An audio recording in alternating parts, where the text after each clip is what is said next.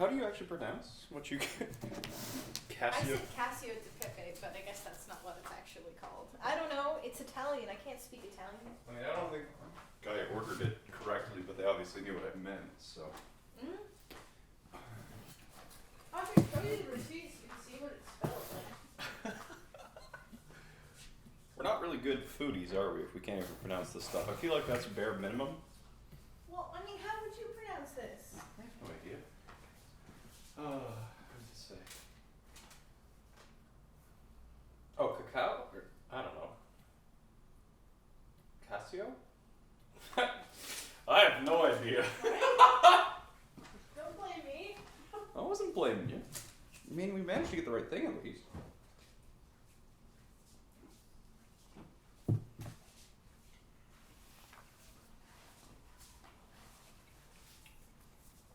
We're not at a restaurant because I have marks on my face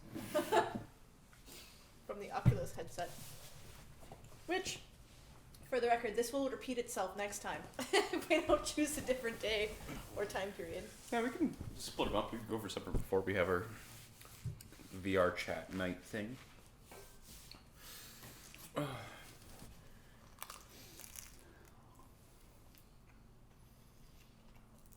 They do a good job.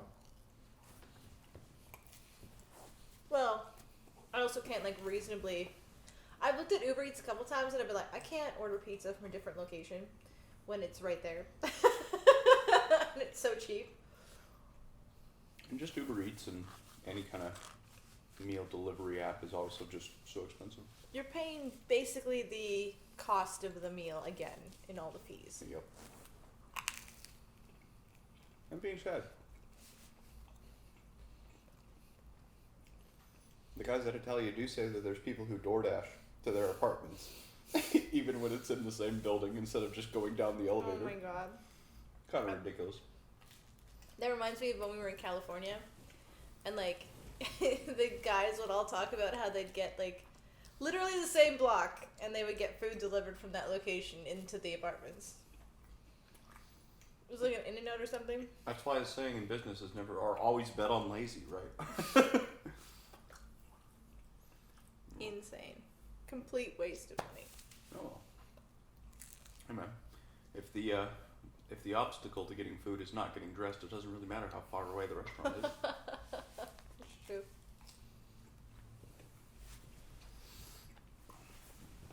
Just tell me more about the writing you did today.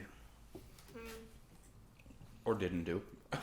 I did do a lot of drafts.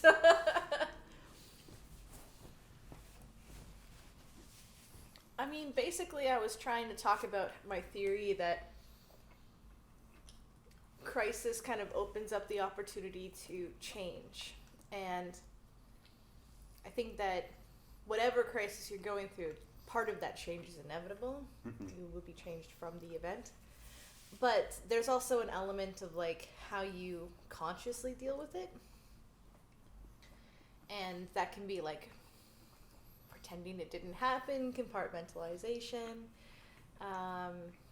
It can be a phobia. There's all kinds of maladaptive ways that you can deal with a traumatic event. Afterwards. And then there are obviously positive ways that you can deal with that. But we're not really taught how to deal with those situations, or if we are, it's through examples. So if you happen to come from a not great background, your examples are pretty terrible. And I was trying to think about how I could discuss that and how I could discuss developing meaningful change from those experiences, and how, even if you miss the window and the coping strategies you put in place end up being insufficient because they're bad coping strategies, that re-breaking or reopening yourself to the state that you were in when that crisis happened is possible and can be done under safe circumstances.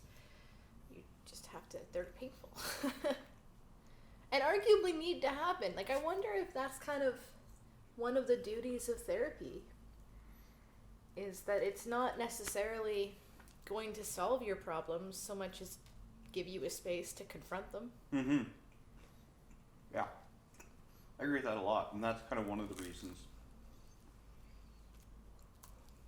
I've been saying that more conversations should be therapy-esque, right? They should be, and I don't like using the word safe space, because it's like safe space is... It's become a loaded term. Right, but you need some sort of space where you can... Feel comfortable? But you are comfortable feeling pain. It's not like a coping mechanism. It's not a place to be free from attack. It's kind of like a place to confront those painful things and work through them, because you have the ability to, because the environment is safe, sort of thing. So.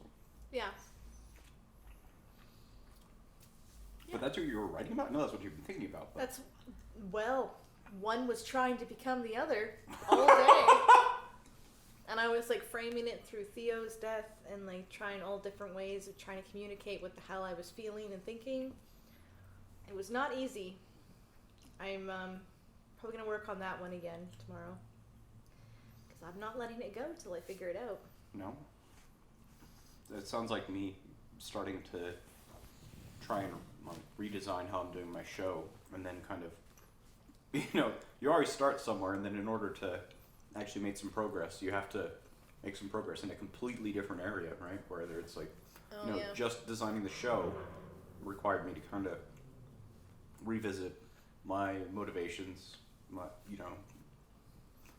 and all of that, which is a lot harder than just kind of designing a show for something like Envy, right? If I'm designing a show that is just kind of commercially successful, that's different from designing a show or some sort of content that I have to do consistently, regardless of how much money it makes or anything like that. It's still something that I have to be kind of, not like, hopefully more than just tolerate, enjoy doing, and then actually can kind of be proud and satisfied, from an ethical perspective, that I'm not kind of going against my beliefs.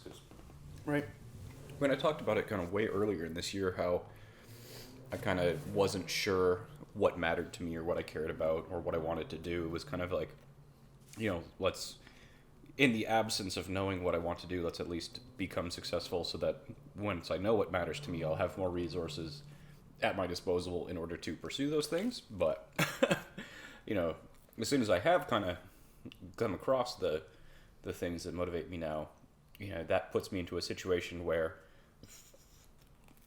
the strategy that I was using prior is now kind of a does the mean justify the ends sort of conversation. And, the answer to that is obviously no. Now that I do kind of have a better grasp of motivations and ethics and sort of things, it's kind of like, I'm almost kind of done a 180 on the original strategy, because the original strategy was in conflict with my current morals. I think I'm running into like a similar situation with my writing, where I was fighting myself constantly today, because on one hand I was thinking about how I would write an article that would be appealing to the largest possible audience instead of writing an article for me. Yeah. And I kept going back into that audience sphere.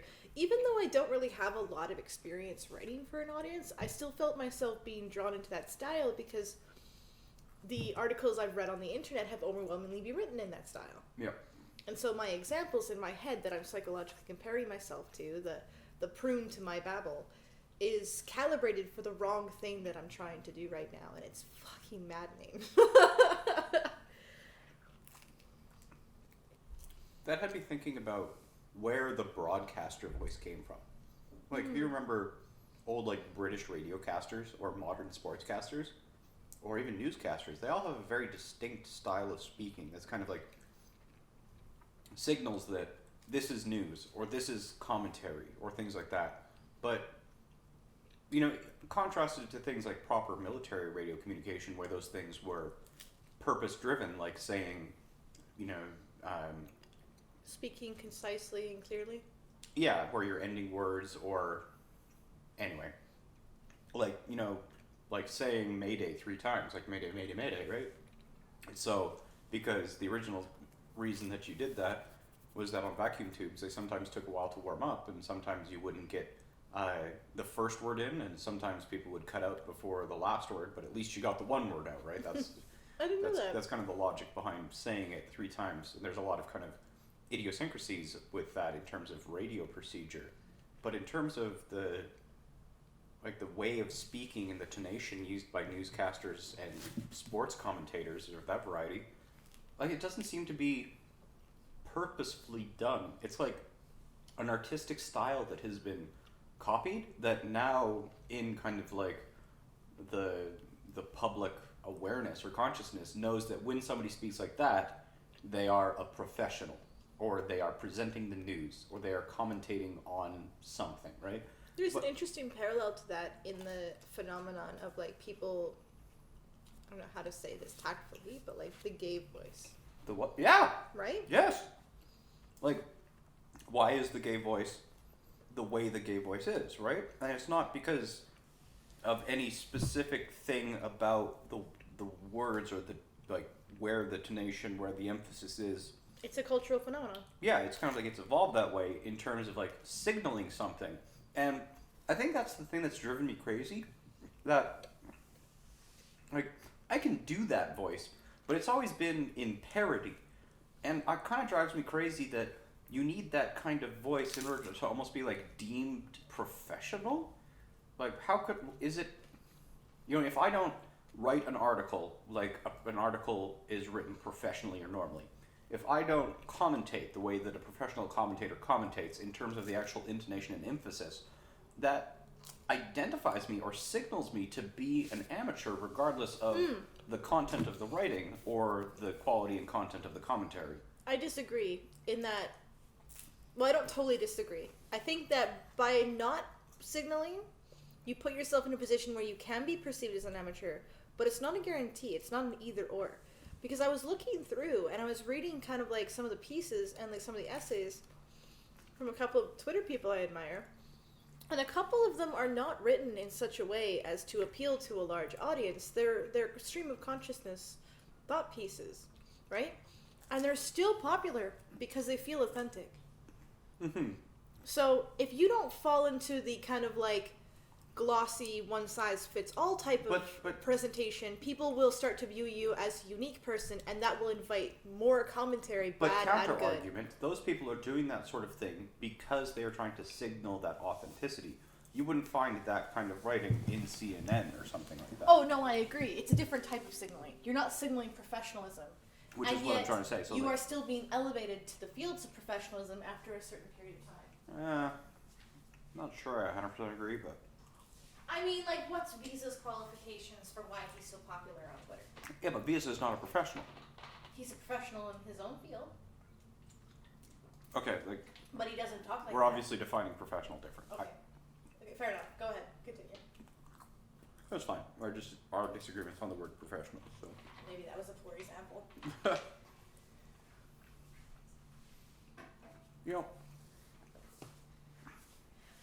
It's just, it's the old frustration about kind of signaling professionalism or a certain thing without actually having to be it, about the signaling of opulence and wealth or...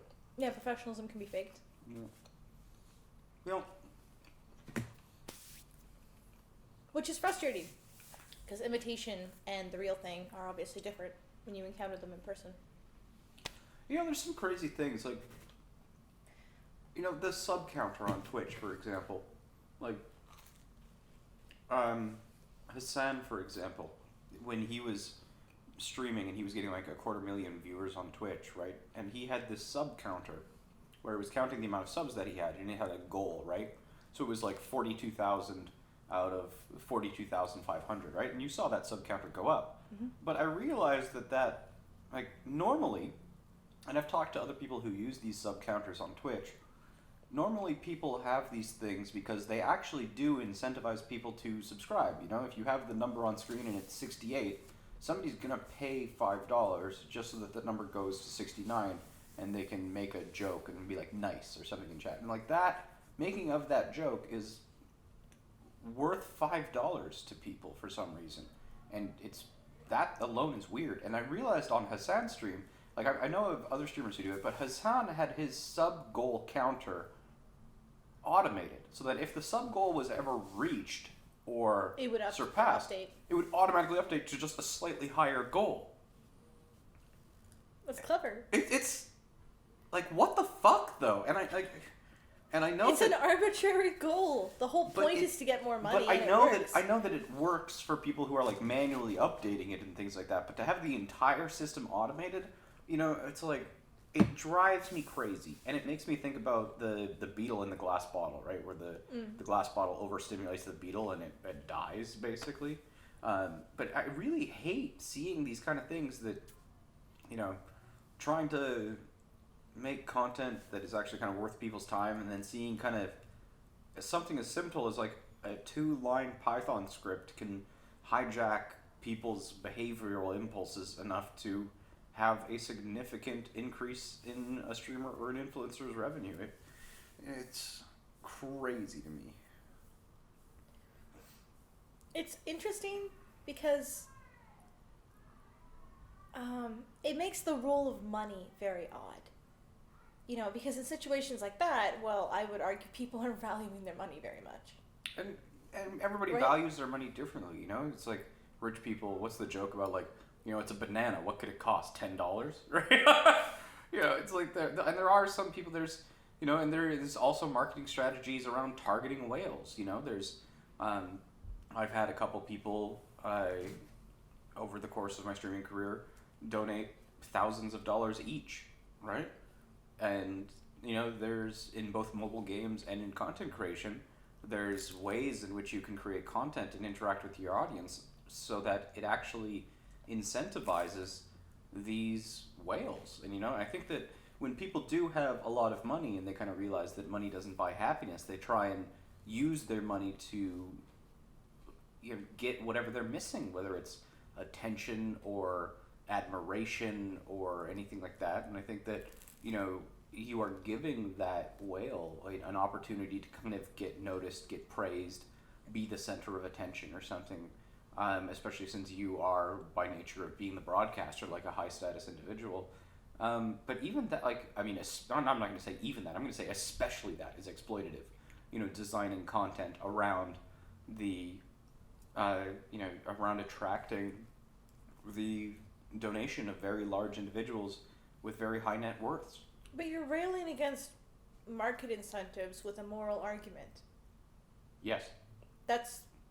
Join the choir. That's been happening to capitalism since its creation. And before that, people had issues with how the money flow was working as well on a moral basis. And your point it will being never what? be. It won't. It will continue to exploit people who are there to be exploited. I admire you for not wanting to join into that system, but getting frustrated because people are behaving in a very predictable way in that system doesn't make a lot of sense to me.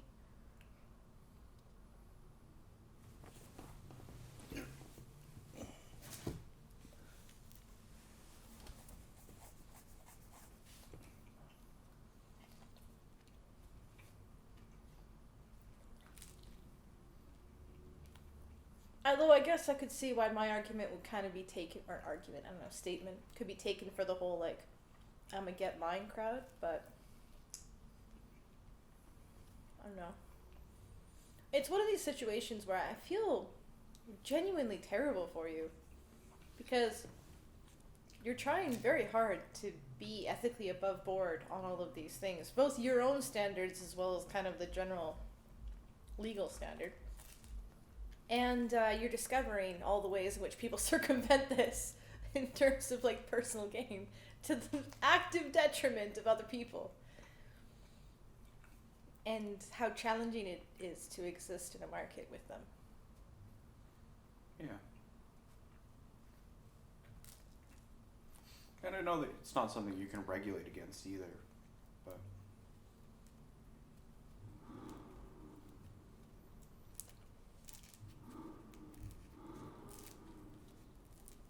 I wonder how you could create a market that's incentivized to help people.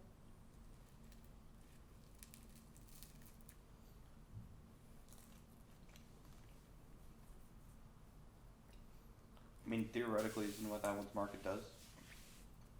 If you help people, they'll give you money for it, whether that's through product or services. The problem being that helping people isn't really part of the whole getting the money thing. You're fulfilling a service. is So that why can't service the and market net be benefit. run on charity? No, I'm actually like legitimately don't have an answer for this. I'm curious about like,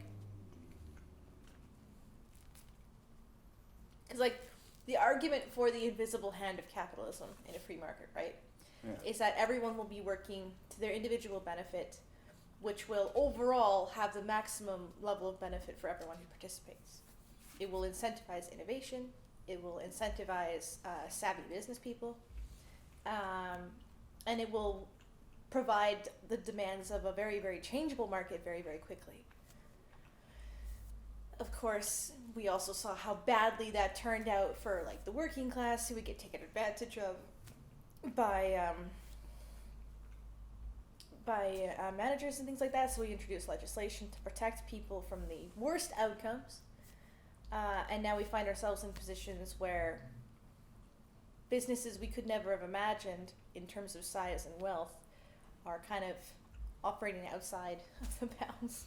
I mean, I don't think that we're dealing with organizations that we could have never imagined. I mean, I think that, Well, we busted them up when they got anywhere close to this size. but even historically, I mean, maybe not in living memory, but I mean, groups like the East India Trading Company or Oh, just sure. like the British Empire, those are organizations that are historically much larger, wealthier, and more powerful than anything we have today. I don't think we're too far off equivalencies, though.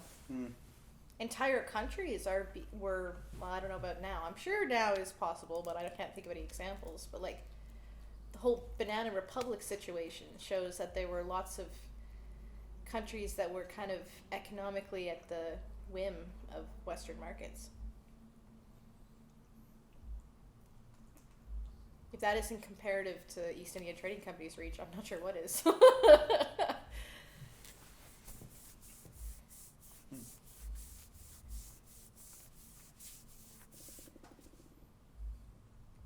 And now we're seeing a shift where it's like the Eastern market is as large, if not larger, than anything the West has to offer.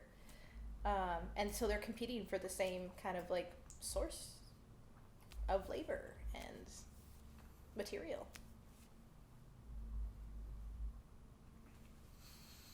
yeah, I don't know enough about.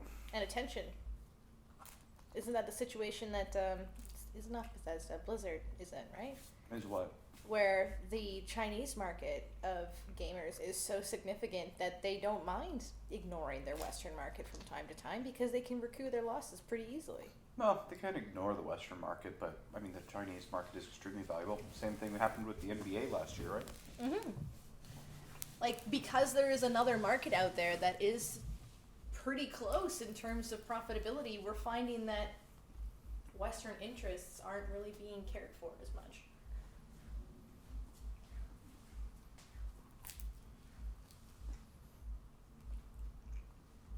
Which I'm sure nobody saw coming.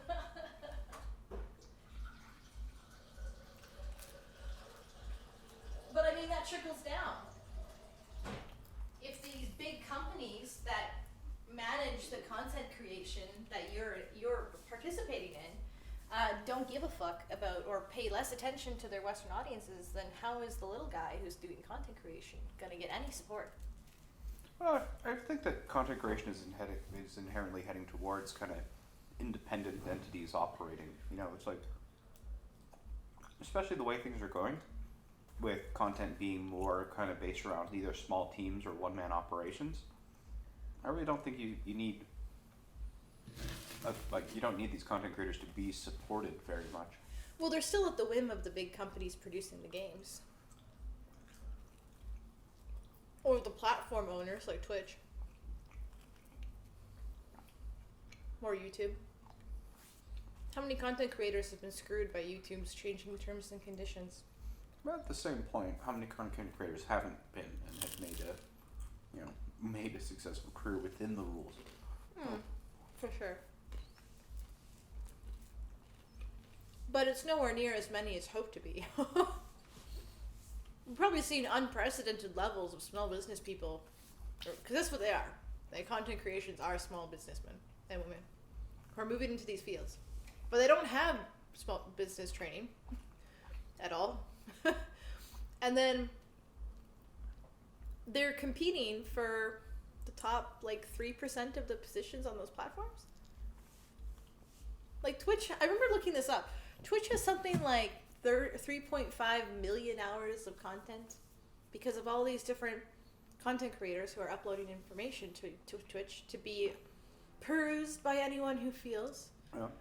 But like, Twitch isn't paying the going rate of a video for each of those. No, and a lot of those videos have no value anyway.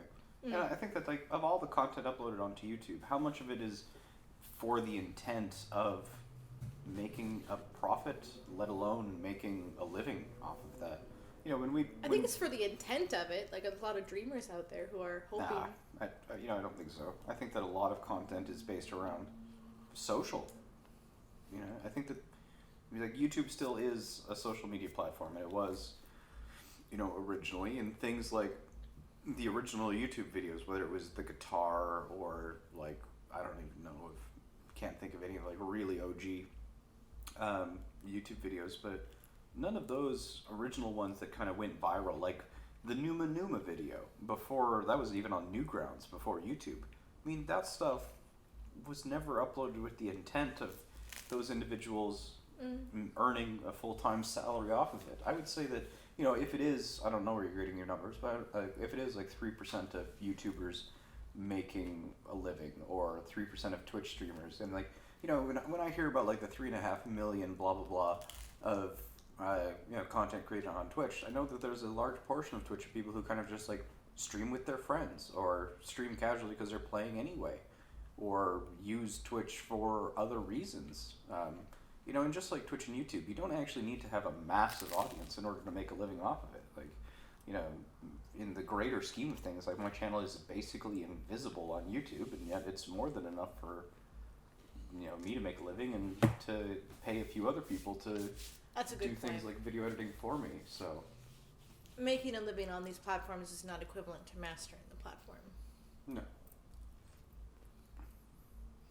And these tech companies and everything like that, like Google and you know, they have to strike this balance where it's if they make the ecosystem too hostile, you know, nobody's going to be on the platform. It's not going to be popular enough. The network effect is extremely strong. So, But I think they can survive a fair amount of stress in that degree. Like, what would replace YouTube? We don't have a competitor right now. no, not currently. There's a lot of reasons for that. But And like Google and other major companies are in a good position to make sure that there aren't any major competitors. So, with that in mind, YouTube can get away with a lot of yeah, they can. But Vimeo and Dailymotion do still exist. You know, I get marketing emails from them. I've been offered a couple times by, I think it was Dailymotion, to start uploading my videos on Dailymotion instead of YouTube, and like they would pay me the same amount of money as if I was uploading to YouTube, even if it got no views or anything like that. You know, there are like Dailymotion and Vimeo are both growing private enterprises, and they're like going to be attacking, and whether or not they get it this year or next, you know, they're I'm glad for them. they are working on it. And like Google operates YouTube at a pretty significant loss, because it's part of their greater business. It's not a standalone entity. Like, you know, one of the reasons for YouTube and Twitch's dominance overall is because they are owned by Google and Amazon respectively, and both of them are massive cost centers. They aren't revenue positive for the owning companies. So, But you know firsthand how important being revenue positive is to most of these companies. well, I mean, It's not a factor, which is weird. well, yes. So, but you know, Google's got a lot of AI interest. They've recently purchased like medical insurance companies or medical data companies. I don't remember which ones. And you know, their acquisition of Fitbit means that they're moving their big data gun or focus towards medical data, and they've already, you know, like video recognition. Is it any surprise that they've got the largest like archive of videos on the planet?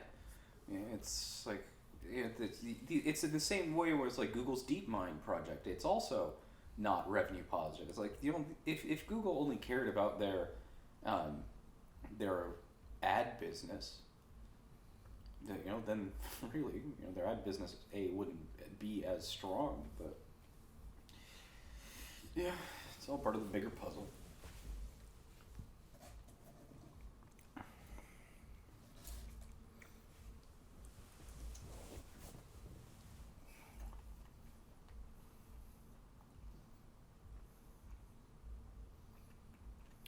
I was reading that, well, I posted it on my website, but I was reading about that Chinese proverb again today. The Chinese what? The proverb about, like, the farmer, who says, "We'll see." Oh, Zen master. And honestly, it's one of those stories where there's, like, a million versions of it, Yeah. so I didn't feel bad about posting it on my website. Well, it's from... It's not from Charlie. Yeah, it was in Charlie Wilson's War. Well, obviously it's it's not not from Charlie Wilson's War. But yes, that's what I was thinking of, and I was rereading it today. And I think it has some bearing on this conversation because I do think I tend to think in very absolute terms of the future, especially with large entities and things I have limited information about. Yeah. Maybe the one time I shouldn't be thinking in absolute terms. I'm given to it. And I think that proverb might be referring to those exact situations. Like, it's very difficult to predict how all of this is going to unfold. And honestly, it doesn't matter. Like, there's a feeling of injustice when I think about large corporations having such a massive controlling interest in how media is developed and how people interact with it. Hasn't it always been the way? And how they can incentivize it. It's never been this, I think. Like, I think before there were a lot more of them. Like, there wasn't so much power being concentrated. And now we're in a situation where we are seeing large power concentrations. Wow, I would almost say the exact opposite. I would say that media has almost never been more free. Oh, I don't know about that. I mean, if we go back to when we talk about, like, the Vatican's control of media, or the Church's control of media. Okay, how historical are we going here? Because I was just thinking about, like, radio. I mean, let's just go back to, like, the McCarthy era in America. McCarthyism isn't exactly a glowing time for free speech. Okay, I didn't know that I had to go find glowing periods in history in order to refute You're your gonna point. use one presidential term to fuck with me. Come on. A lot of America's history has had a lot of resounding amount of opportunities for free speech and the founding of papers and the spreading of information through local areas that, yeah, still face pressures, but they're localized pressures. You don't have anyone from a national level telling you to shut up. And now we have global efforts, and, like, these platforms, they're not free-for-alls. They still have terms and conditions. They can still shut you down if they feel like it. I mean, but that's when you have these, like, if you're using the argument that there were separate local papers, for example, the dynamism of information or the transference of information was a lot smaller in the fact that a national paper would not be delivered to locales. If there was a city paper or something like that, then it was likely that the paper was going to be delivered in the city, in which case that media branch or paper or whatever would have still been, like, a controlling, centralized media establishment within that city. 5,000 people. What? And now we've magnified that significantly, where you have millions of people. I mean, you're at the point now where you have individual podcasters and YouTubers and things like that having, like, close to, on YouTube, like, we were watching that one conservative podcaster who had 800,000 viewers. My issue isn't with the variety of people who are able to share information. It's with the mediums in which they can express themselves. We have these 4 major platforms where people can talk about issues. And, well, yeah, the platforms, I think, overall have been pretty lenient about who can say what. There have been times where, in the platform's interest, it has been advantageous to part ways with someone. And it's not because of legitimate harm. It's just you've come in the way of the business interest. that's not preserving free speech. That's not an era of being able to say what you like. There is a pressure there not to offend the platform on which you are working. It's kind of like a serfdom. And why do you think that's new, though? Like, yeah, sure, that pressure exists, but I think that it hasn't existed on this level, this intensity. It has, though. But Jane, like, even newspapers, be publishing, controversial things in newspapers has always been a thing where, like, journalists been trying to get things published and then an editor turns it down, or there's pressure from the ownership of the newspaper, or... Oh yeah, there will always be, as long as, because the platform still needs to make money, there will always be an incentive to control what's being published. But the platform like YouTube is controlling, or at least has the presence of controlling, because again, people don't want to offend the platform, so they'll come up with their own internal restrictions as to what they can and cannot say. Of millions of people, instead of a city of, well, in those days, like 5 to 10,000. Like, the difference is the scale, not like the ratio. Yeah, but the point is that there's like a million, when you're talking about that million people, those people aren't an audience member, those people are the broadcasters. But their audience as well. There is no way that they're broadcasters only. Especially if you want to get to the top on YouTube, though, there's got like a million YouTube channels above 100,000. There probably are. That seems a reasonable number. Okay. And that's, like, if we're talking about like news or content, that's a million different news sources. And that's variety. And if YouTube cuts down on like 2 or 3% of them, which is already going to be a high statistic, that's already way more variety of opinion. And we're not talking like YouTube isn't being but like... But YouTube doesn't cut down based on numbers. It cuts down based on subject. No, it doesn't. Yes, it does. There are things you cannot post on YouTube. Yeah, but unless you're talking about it doesn't matter if you have 5 followers or 0 unless you're talking about things that are like legitimately illegal, or like violence or porn or things. Like, outside of that, you can talk about it on YouTube. Wasn't there a whole scandal like a few years ago now? Things have changed. The climate has changed. But wasn't there an enormous scandal where they found out that YouTube's algorithm was actively not working in your favor if you mentioned anything to do with LGBTQ? Maybe? I mean, it's the algorithm. The algorithm is basically... But the algorithm in like 2005 was being programmed. People were deciding what could and could not receive that attention. I don't think there's ever been proof... Like, because YouTube doesn't... Like, any of these algorithms, like, YouTube's they haven't always been attention-based. I mean, they're always based on whatever is going to actually drive the most amount of watch time or engagement. But even if we are using like the LGBT argument, there have been more than enough papers, whether it's local papers or TV stations or anything like that, which have been equally silent or equally critical to the point of actually putting out mistruths and lies about that kind of subject. I'm not disagreeing with that. It's just... It's just weird to me. Like, I'm struggling to convey what I see. This is what's happening right now. I'm not like arguing at you. I'm just arguing with myself right now and trying like, how the fuck do I communicate this? Yeah. Like, the issue for me is like, maybe I could do an analogy. If you have like 5 different roads going off in generally the same direction versus one mega highway, and in a car you can't really go off-roading, you have to stick onto the road. Do you see why it would be a lot more weird or controlling for the one major highway to be able to make any changes it wants to change how people can drive through it versus having the option of 5 different roads and being able to and what is the option of the 5 different roads that you're... That would be the multiple sources of media versus the one media.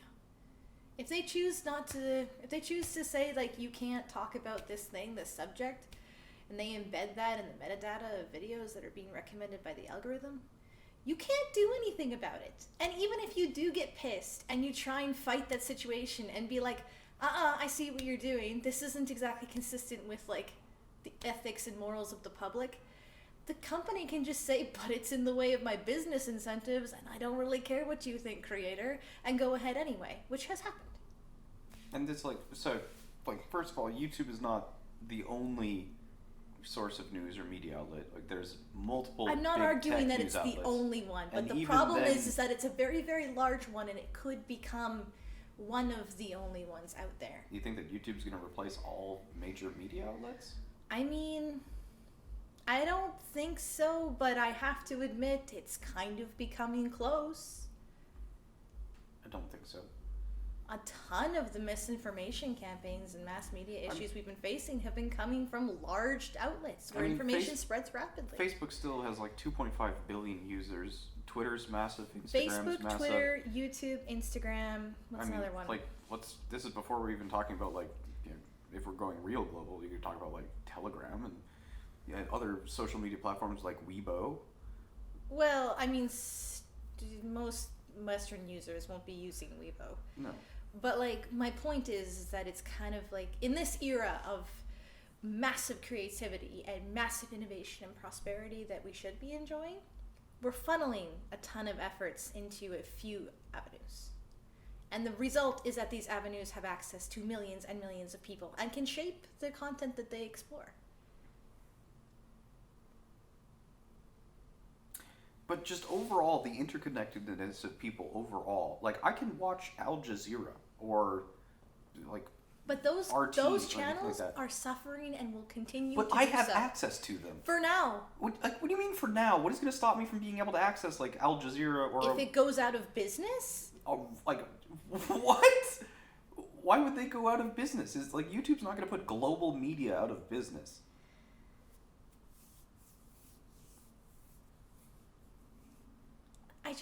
I today have the ability to look at as many different sources more than 10 years ago, way more than 20 years ago, way more than 50 years ago, way more than 100 years ago, and to the point where I think that conceivably, like probably a century ago, definitely before that, people don't might have know only about had that. one option for news or one opinion for news. So, like, one platform, even if it is a large platform with multiple billions of users, curating things based off of, like, community standards or quality, and maybe some, like, algorithmic suppression of certain viewpoints. It's like when you're seeing, like, conservative opinion, for example. There's a reason that they've been going to things like Parler. You know, it's like, those kind of people aren't just, especially in this world, they can find places where they can talk about the things that they want to talk about. Which, by the way, Parler is currently being threatened Yeah. by Apple. So no, they can't. Yes, they can, and they will. If they don't find it through Google App Store or anything else, these places will exist. I mean, isn't this what the whole argument about net neutrality was about? It's like when you start controlling what people can access. Isn't that what it's about? It's related, yeah.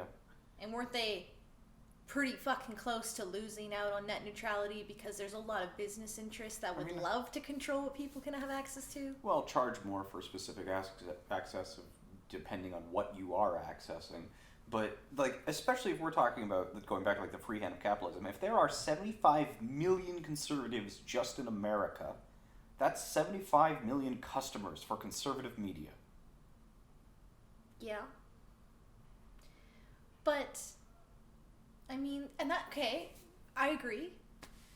Which is why it's kind of weird right now that we're seeing such a push to get conservatives the fuck off of most of these enormous platforms, isn't it? That's a massive customer base that Twitter's losing. Yeah, and this is So where- why is that happening? Why is Twitter allowing that? Why are they jumping on the bandwagon that says, get the fuck off my website because you're rude and mean or inciting violence? I mean, if you want the more cynical reason, it's because they want to be cozy with the incoming administration. Fair. I mean, it's the same sort of reason why it's not like, you know, especially if we're having these massive companies wanting to dodge antitrust legislation, right? One way to make sure that you do get smacked with antitrust or regulation is piss off the people currently in power. You know, it's not a fucking coincidence that Trump got banned off of Twitter and Facebook 13 days before he's out of office at a time that was politically convenient.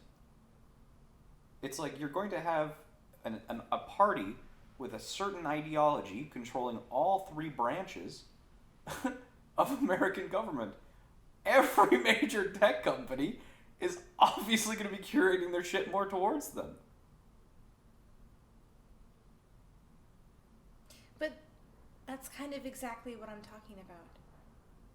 Where you have, like, the shaping of opinions and expression of information on these sites is being controlled in the interests of the business. Yes, so not really to the we're talking about benefit of the Overton people window, using right? it. We're talking about the Overton window, which is like the space of legitimately allowed discourse, right? So the Overton window might be closing within liberal media, but if there is a demand for discussion outside of the liberal ideology's Overton window, then conservative media will continue to grow. And whereas conservative thought might originally have had bastions on like independent blogs and like 4chan and things like that, when things start becoming more mainstream, I mean, Fox was already pretty mainstream, but when you start having major social media platforms growing, you know, like Parler or anything else that pops up in the future, it's like, if there is a demand for it, supply will be created.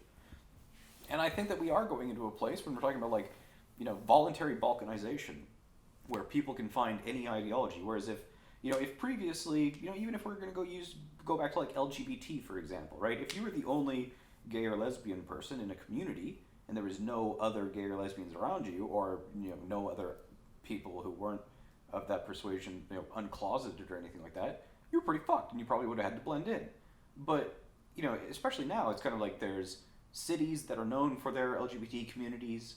There's like gay bars and things like that where you can kind of congregate. On the internet, it's the same sort of thing where nobody is restricted to the community of their immediate geography. They can go find anybody of any type of community, whether it's political, religious, sexual, whatever it is. So, you know, even if 1% of the population has an extremely conservative viewpoint or something, that's still 3 million people, and that alone is a market that can be serviced by media.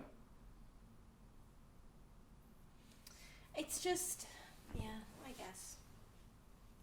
I guess I don't really have a lot of faith in a lot of these social media startups. And that's fine. But I feel like there's not really a promise there that they're going to get to the same level as these major corporations, because these major corporations have no reason to let them get there. I mean, and take any like, market shares. 1999, historically, the largest news of that year was that Google was founded. And in 1999, nobody fucking knew what Google was.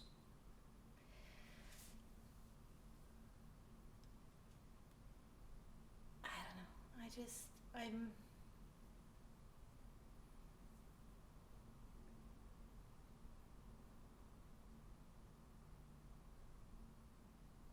I don't like knowing that information is being curated for me for the purposes of making money, when I'm using the platform for things that have nothing to do with making money. The incentive, the purposes there are not lining up between the customer and the person providing the service, or group or company. A lot of people go on Twitter, they pass news very quickly, they meet other people or talk to other people, they drag people. There's like there's a whole like ecosystem thriving on Twitter. And Twitter gets to shape that ecosystem however they want. And people who are participating may not be wanting to be aware of that fact. They view it as something separate somehow from the social media platform on which it exists, but it's not. I mean, the way you phrase that, they can shape it any way they want, makes it seem like they're actively kind of... It's not necessarily malicious, it just doesn't close the door on it. And it also incentivizes them to... I don't know. I look at a lot of like worldwide information that like you don't get to hear about until well after it's fucking happened, because there's probably an advantage to you not knowing that's happening. Mm-hmm. That bothers me a lot. Or there's no interest in knowing it, but... Also possible. But did you know, for example, this has nothing to do with business, but like I know virtually nothing about Russia, you know? Yeah, you know, and like India, you know, India's a massive emerging market that nobody really knows about here either. But I mean, there's no real reason to, right? That system hasn't developed. But you like, I think the thing that's still blowing my mind is that you think that like, you know, media narratives are being more controlled today than they were historically. It's not that I think they're being more controlled. I just think that you have one media has access to more people than ever. And that is an issue for me. Because you're not just shaping the views of a town anymore. You're shaping the views of multiple nations. And there's a people huge within weight multiple in there. nations, but not like the nation as a monolithic entity. What? You know, it's like, yes, YouTube has broadcasters and audiences from all across the nation or internationally, right? But YouTube individually does not shape the opinion of like Philadelphia as a city. It's like people from those cities or states, but there are other people in those same cities or states or whatever other locale being shaped by like cable news or podcasts. Oh, no one lives in total isolation. They're not being fed just one media all the time. But even if they were, right? It's like, yeah. I think that the more kind of monolithic media entities like a city newspaper or a Here's another take. Like, okay, so YouTube as a personal entity doesn't exist. It's an amalgamation of creators who are being sponsored on the platform, which, you know, offers an audience of billions of people. But what it does do is incentivize the environment on that platform to let very specific types of creators emerge successfully. And so you end up with several creators whose business plan are clickbait and information that is useful to fucking no one and just immature takes on the world because it's or outrage takes because it spreads like fucking wildfire, keeps people glued to the screen. Is in no way at all beneficial to the public. And those same strategies also sell newspaper subscriptions. Clearly not as well.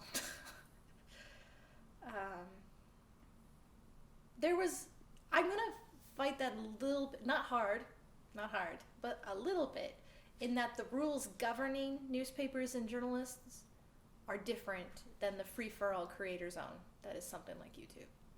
There was training involved. Theoretically, there's a thing called journalistic integrity.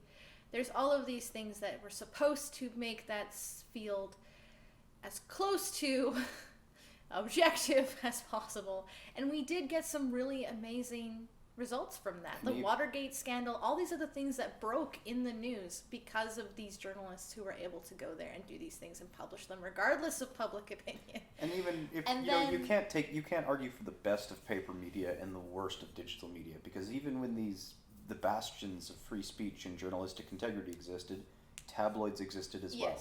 And at the same time, there are shit channels and clickbait channels on YouTube. There are great channels on YouTube as well. Yeah, I suppose. Paparazzi. It's just that there's so many of them. There's so many more people being influenced. I can't get over the magnitude of it. Like, look at PewDiePie. I have a lot of respect for the person individually. But I mean, a lot of his content is kind of, it's not artistic. It's not pushing the boundaries of culture. In fact, a lot of it's kind of repetitive. It's just like going to a subreddit and making reaction jokes. There is a subset of any media that is people who are popular for being popular. It's not a subset. He's the leading person on YouTube. I was saying that people like PewDiePie are a subset. You know, it's like people are famous for different things, and there are some people who are famous for being famous. Yeah. And PewDiePie is far from the only one. That kind of thing doesn't happen in journalism. It can't. You don't know the names of reporters. Maybe if you read the newspaper religiously, you'd get familiar with who's writing the pieces. I mean, do you not, there are some very notable journalists out there who, you know, when they write a piece, like Greenwald, for example. No? Okay. I don't know, I think that... Not the same reach is the point I'm trying to make.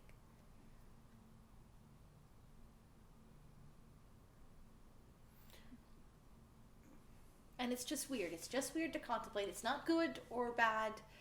It's just kind of interesting that the majority of people's attention online has been funneled into very specific social media platforms, which now entertain audiences of uncountable numbers of people. And the ways in which they do that are not incentivized for people learning things that are even true, much less in their own best interests. And it's just odd to me.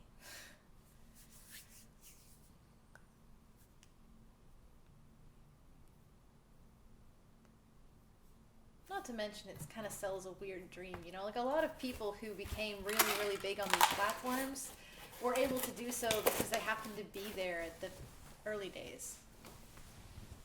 Yeah. Right? Yeah. But that same market doesn't exist now. The competitors on these platforms, there's so fucking many of them that you're not going to get to those upper echelons, but you keep trying. That's also survivorship bias, though. Yeah, I'm sure there's exceptions. You know, it's like if the platform existed 10 years ago and there's a popular person today, you know, one of the things that it takes to grow a channel is time. So it's very likely that in 10 years, there'll be another channel that's popular. But it has been the same people for 10 years. Well, yeah, when you do something for 10 years, you usually get good at it. And audiences don't generally decrease if you keep producing content. So it's not that there's going to be new channels, it's just the current ones are going to get better at what they do. And make it even harder for new people to jump in. Network effect, though. Somebody else's popularity doesn't preclude your own, it supports your own. It's one of like the fundamental properties of media networks. Really? You might have to explain that a little bit more, because that doesn't seem to hold with how I imagine media networks to work. So XQC being popular on Twitch doesn't prevent other people from becoming popular on Twitch. It helps other people become popular on Twitch. Only if the audience it tracks is greater than the number of creators, which I seriously doubt. Only if what? The number of people it attracts is like proportionally the same as the number of creators it's going to be. Like if XQC gets super, super popular, it makes Twitch super popular. And that helps all of the creators on Twitch. I could see that. I could see a large audience being brought on, but it doesn't just bring a large audience. It brings a fuck ton of creators also trying to do the same thing. The competition rises as well.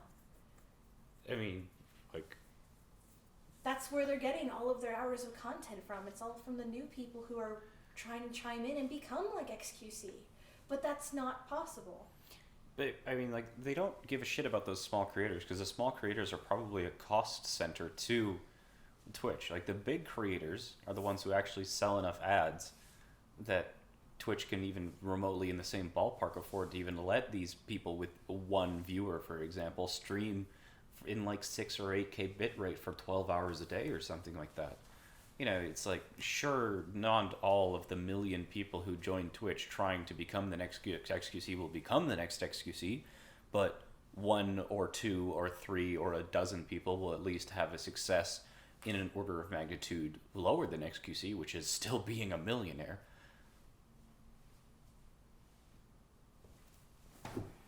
This is still pretty terrible odds, though. 1 in a million? 12 in a million? For the amount of work that you'll put in, you might not be one of those 12 in a million. And there is a decline. This is something that was observed on Medium, which I thought was really interesting. Which was like, the most successful people on Medium were pulling in tens of thousands of dollars a month off their articles. But every month, Medium brought on more authors, because all you had to do was sign up on subscription. So the majority of people who are on Medium actually didn't make more than $100 a month, even if they were hustling like crazy.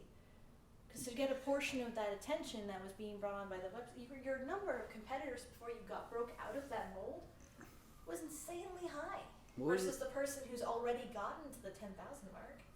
What was the thing that you were saying to me earlier when I was talking about whales? That's all just the way it's always been.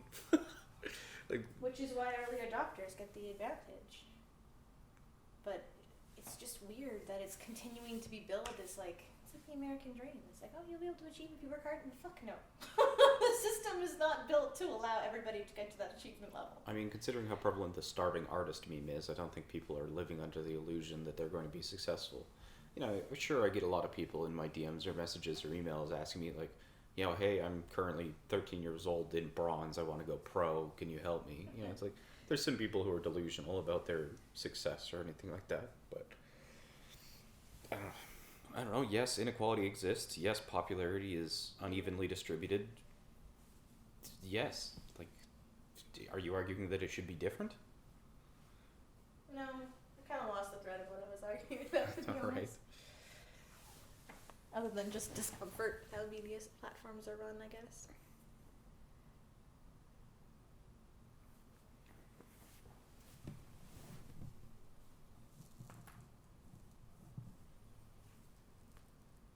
Snap, crackle, pop.